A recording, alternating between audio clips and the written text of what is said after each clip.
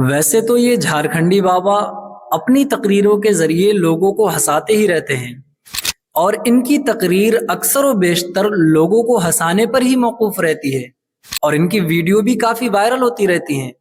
لیکن منبر رسول پر بیٹھ کر شبیر برکاتی کے بارے میں دیکھیں یہ کیا کہہ رہے ہیں۔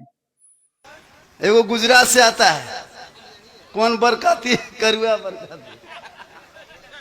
استغفر اللہ استغفر اللہ۔ ناظرین، کالے کو کالا کہنا، اندھے کو اندھا کہنا اور لنگڑے کو لنگڑا کہنا بے ارادہ تذلیل و تضحیک یہ غیبت ہے، اور غیبت گناہ کبیرہ ہے۔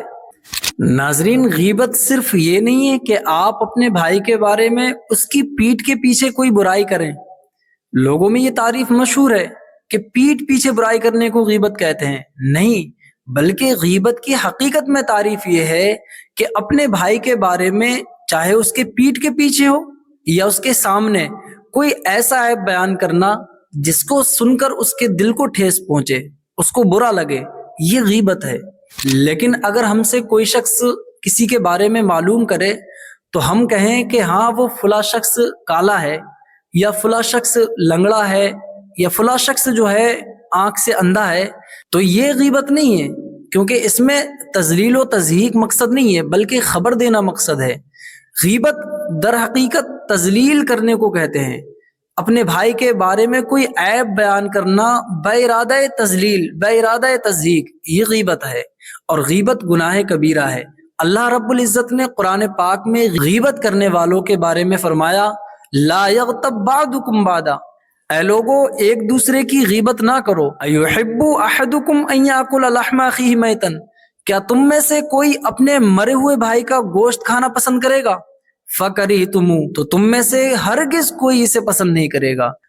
منبر رسول پر بیٹھ کر جہاں سے لوگوں کو بھلائی کا حکم دیا جاتا ہے، برائی سے روکا جاتا ہے، وہاں بیٹھ کر اگر غیبت کریں، اور خاص کر ہمارے علماء کرام جب غیبت کریں تو لوگوں میں کیا میسج جائے گا؟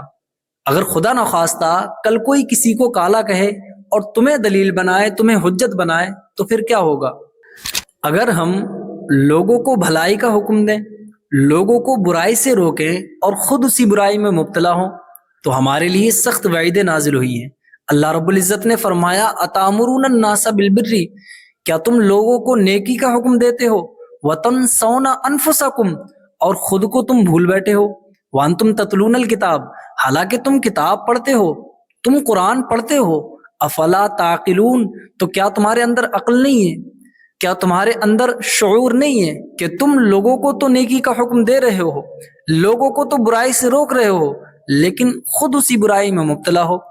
اس لیے میرے بھائی، غیبت سے بچو، اور خاص کر منبر رسول پر بیٹھ کر غیبت کرنا، جہاں سے لوگوں کو اچھائی کا، بھلائی کا حکم دیا جاتا ہے، لوگوں کو برائی سے روکا جاتا ہے، غیبت جیسی برائی کے بارے میں بتایا جاتا ہے، وہاں پر غیبت کرنا، اس سے لوگوں کو غلط میسج جائے گا۔